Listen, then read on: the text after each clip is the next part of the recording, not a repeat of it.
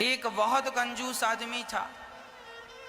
गंगा जी नहाने नहीं जाता था इसलिए कि कहीं पंडे कुछ मांग ना ले। एक बार गांव के सब लोगों ने कहा कि सुनो जी, माघ का महीना चल रहा है, सब लोग नहाने जा रहे हैं, तुम भी प्रयागराज चले जाओ, नहा एक डुबकी तो लगाओ, सारी जिंदगी होगी तुम गंगा नहीं नहाए।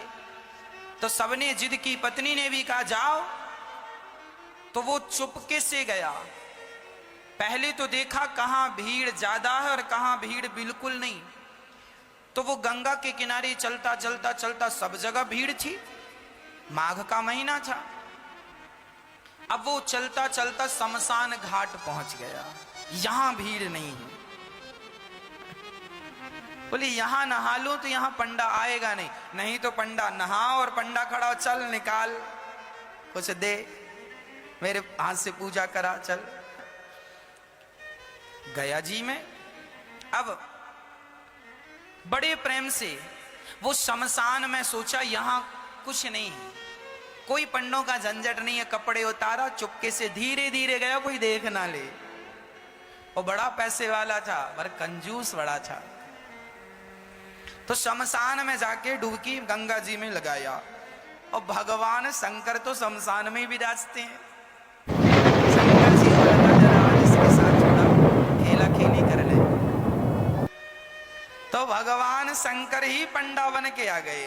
जैसे ही वो डुबकी लगाया और डुबकी लगा के ऊपर उठा तो शंकर जी खड़े, हाँ यजमान जी निकालो। अब वो घबरा गया, अरे तुम कहां से आ गए? अरे बोले हमारा ये ठेका है, यहां जो भी नहाता उससे हमें ही वसूली करनी होती है, चलो ले आओ। नहा लिया आपने, लाओ। अरे हम इसीलिए तो नहाए शमशान में कि कुछ देना ना पड़े। ना ना, यहां तो देना ही पड़ता, शमशान ही, यहां से तो बच के कोई जाता नहीं। अच्छा बताओ कितना लोगे? शंकर जी बोले देखो हम वैसे लालची तो नहीं है, पर तुम दो, कितना दोगे ये बताओ? उसने बोला 1 पैसा दूंगा। हाँ हाँ, शंकर जी बोले चल मैं 1 पैसे से खुश हूं, चल ला। अभी नहीं लाया, कुछ नहीं हूं, उधार 1 पैसा दूंगा, वो भी उधार। तो शंकर जी बोले ठीक है, तो लिखवाओ फिर अपना एड्रेस वगैरह यहाँ। शंकर जी ने रजिस्टर में नोट किया, कहाँ के हो? फलानी गली, मकान नंबर फलाना। हाँ यहाँ के हो? हाँ सही है। हाँ मोबाइल नंबर? नहीं, मोबाइल रखते ही नहीं। अब वो उधारी का बहाना था बचने का, वो चला घर। और जैसे ही घर पहुंचा तो शंकर जी तुरंत दरवाजे के पास खड़े हो गए। हाँ यजमान जी 1 पैसा निकालो। दरवाजा खोला पत्नी ने, क्यों? फलाने जी हैं? हाँ हाँ हैं। तो उनसे बोलना कि 1 पैसा हमारा उधार है तो दें। पत्नी गई, क्यों जी, आपसे कोई 1 पैसा लेने आया उधार? क्या लिया आपने? अरे लिया दिया कुछ नहीं, नहाया उसका 1 पैसा है। तो यजमान जी ने पत्नी से कहा सुनो, कह दो कि घर पे नहीं है, जा। अब पत्नी गई, बोले मैं अभी तो कह के आई हूं कि घर। अरे कह देना, मैं भूल गई थी। अच्छा पत्नी गई, सुनो जी महाराज हमारे पति तो घर पे है ही नहीं, कहीं गए। अच्छा कोई बात नहीं, जब तक नहीं है तब तक तुम जो बनाई हो सो दे दो, हम खाएंगे, इंतजार हमारा तो कोई है नहीं, यहीं बैठेंगे। अब पत्नी को लगा हे भगवान ये खाएगा, और तुरंत दौड़ी दौड़ी गई, क्यों जी 1 पैसा नहीं देते तो वो खाने का भी बोल रहा है। खाएगा भी। तो यजमान जी बोले अच्छा एक काम करो, बोल दो कि पति की तबीयत खराब है। पत्नी फिर गई, सुनो जी हमारे पति की तबीयत खराब हो गई, अभी जाओ बाद में आना। अच्छा तबीयत खराब हो गई? अरे हम डॉक्टर भी हैं, वैद्य भी, लाओ कहां था भाई? अब पत्नी फिर आई, सुनो जी कह रहा तुम्हारा इलाज करेगा।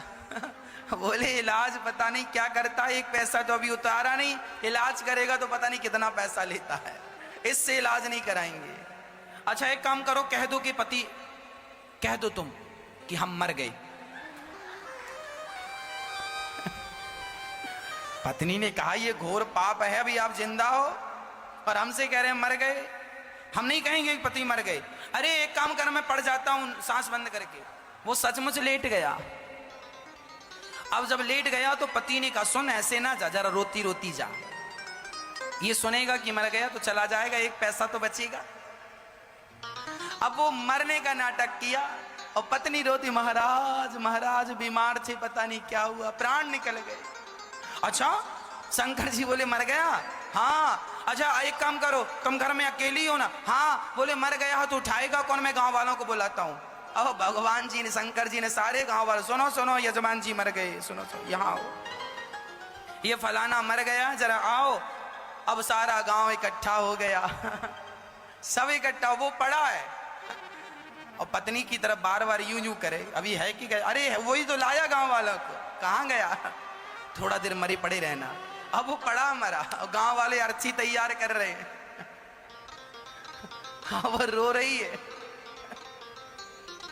और भगवान शंकर मुस्कुरा रहे हैं, कितना कंजूस है, मर गया पर एक पैसा नहीं दिया इसने। अब गांव वाले बोलो देर ना करो, उठाओ। उठा के अर्थी पे, उस पे अर्थी पे रखा। अब ले जाने लगी तो पत्नी ने पकड़ लिया, नहीं मरे नहीं मरे नहीं मरे, मत ले जाओ।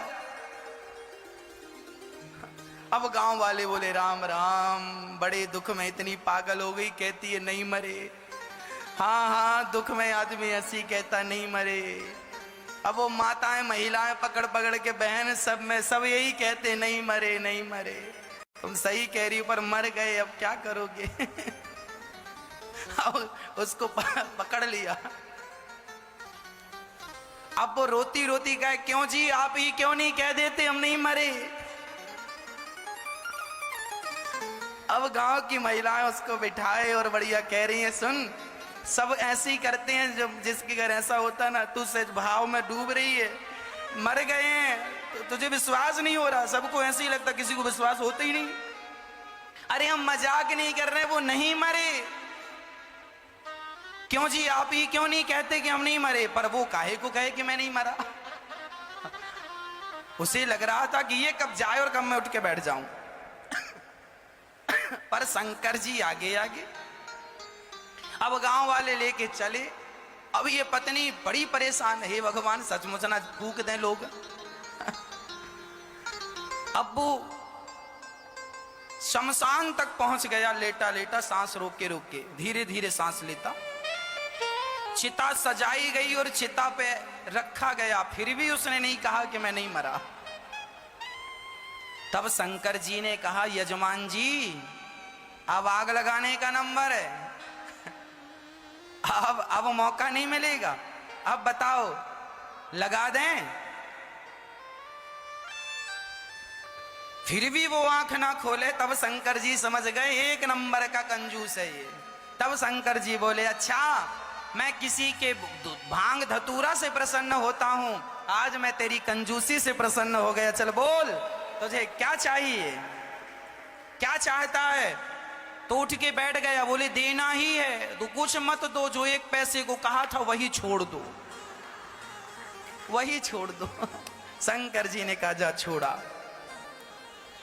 वो अपने घर चला गया शंकर जी। तब से शंकर जी को भोला भंडारी कहने लगे, बड़े भोले हैं शंकर जी। उसको भी मिल ही गए